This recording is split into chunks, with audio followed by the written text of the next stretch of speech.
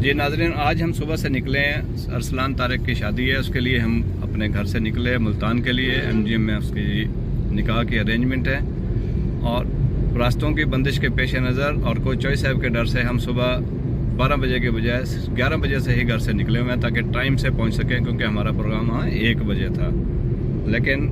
چونکہ ملتان میں کرکٹ میلہ ہو رہا ہے اور کرکٹ میچز ہیں، اس کرکٹ میچز کی وجہ سے ملتان کے تمام داخلی راستے بند ہیں۔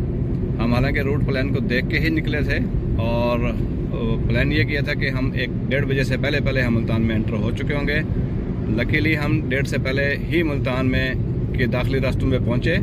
لیکن پلان کو اچانک سے چینج کیا انہوں نے، روٹ پلان کو، اور سارے ملتان کے داخلی راستے بند تھے۔ اور ایون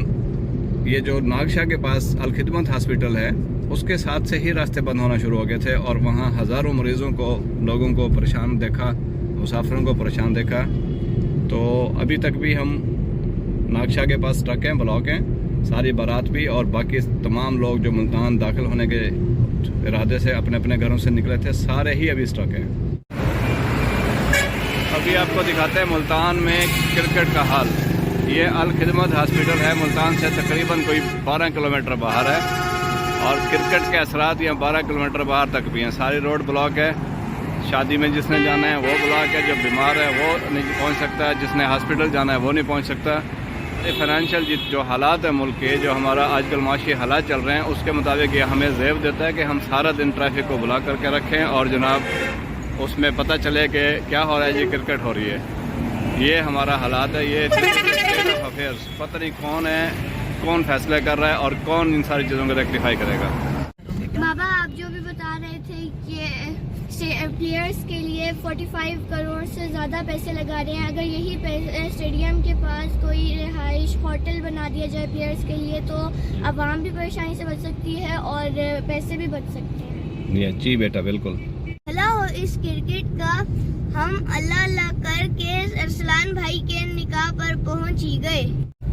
بابا یہ جو 45 کروڑ یہ پلیئرز کے پروٹوکول اور سیکیورٹی کے لگا رہے ہیں، میری پرائم منسٹر آف پاکستان سے یہ گزارش ہے، ان کو میں سجیشن دیتی ہوں کہ اگلے ایونٹ سے پہلے یہ اسٹیڈیم کے پلیئرز کے لیے رہائشی وہ انتظام کریں تاکہ عوام کو مستقل پریشانیوں سے بچایا جا سکے۔ تو ناظرین، آپ نے وہ عاتقہ مریم کی سجیشن سنی، یعنی کہ ایک چھوٹا سا بچہ جو ابھی 4th کلاس میں پڑھتا ہے، اگر اس کو اس بات کا ادراک ہے کہ ان پریشانیوں کا سلوشن بھی نکالا جا سکتا ہے، حل بھی نکالا جا سکتا ہے، اور وہ حل یہ ہے کہ اسٹیڈیم کے ساتھ ہی ان کھلاڑیوں کے لیے کوئی ہوٹل، کوئی موٹل، کوئی گیسٹ ہاؤس، کوئی رہائش کا انتظام کیا جا سکتا ہے، تاکہ ایکسٹرا ایکسپنس جو آ رہے ہیں پروٹوکول پہ، سیکورٹی پہ، وہ بھی بچ سکیں، اور عوام جو پریشان ہے، جو ذلیل ہوتی ہے، اور ہمارے جو معاشی حالات خراب ہیں اس کی وجہ سے کاروبار لوگوں کے ڈسٹرب ہوتے ہیں۔ تو یہ ایک بہترین سجیشن ہے جو عاتقہ مریم نے دی ہے، اور میں آج اپنے اس ولاگ کے توسط سے ارباب اختیار کو، PCB کے عہدیداران کو، اور خاص طور پہ پرائم منسٹر آف پاکستان کو یہ گزارش کرنا چاہتا ہوں کہ اس بچے کی سجیشن پہ عمل کرتے ہوئے اگلے ایونٹ سے پہلے یہ ایونٹ تو کسی نہ کسی طریقے سے مشکل سے آسانی سے گزر ہی جائے گا، تو اگلے ایونٹ سے پہلے اس بچی کے سجیشنز پہ عمل کرتے ہوئے ان کے لیے رہائش کا، ہوٹل کا، موٹل کا انتظام اسٹیڈیم کے ساتھ ہی کیا جائے۔